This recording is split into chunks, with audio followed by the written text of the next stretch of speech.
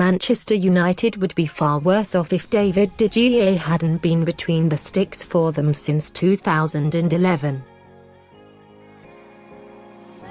After the Spaniard made his 258th Premier League appearance for the Red Devils last weekend, the club triggered an option to extend his contract until the end of 2019-20 season.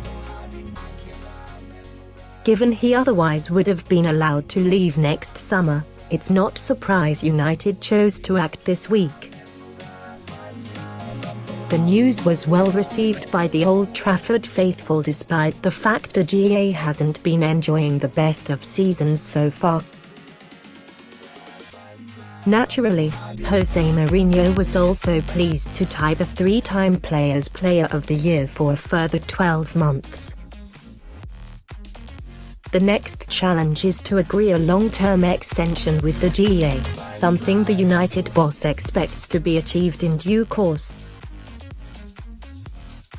He is the best goalkeeper in the world, and if our ambitions are to be a big club, to be a winning club, you need the best goalkeeper in the world and you need also some other players the best in the world, Mourinho said, per Manchester Evening News. In this case, we have the best goalkeeper in the world and I know that he wants to stay. I know that his agent is happy to do what the player wants and I also know that the board wants him to stay and they are working on that, so hopefully sooner or later they arrive into good conclusions. Gary Neville, however, feels the outcome only looks positive at face value. The United legend claims the number of soon-to-be free agents at the club, now 9, represents an ominous trend. Manchester United feels like a football club which is having to overpay to keep players because they are not in a position of strength. They are running their contracts down, basically, Neville said. It's happened since Sir Alex Ferguson left, with Wayne Rooney, Adnan Januzaj, David de Gea before, Anthony Martial.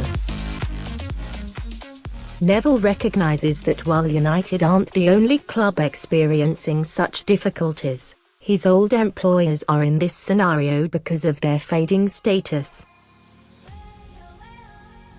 Other clubs are having to pay, don't get me wrong, but are basically in a strong position where they say, no problem, we'll sell you and get another player for this team. They are queuing up to play and that's the problem Manchester United have at this moment in time, he added. They have lost their strength, bargaining and having to overpay and negotiate hard with their own players. It's a slight worry but definitely a positive that De Gea looks like he is going to sign that extension. Should United be concerned about the wages their own players are asking be paid? Share your thoughts by leaving a comment below.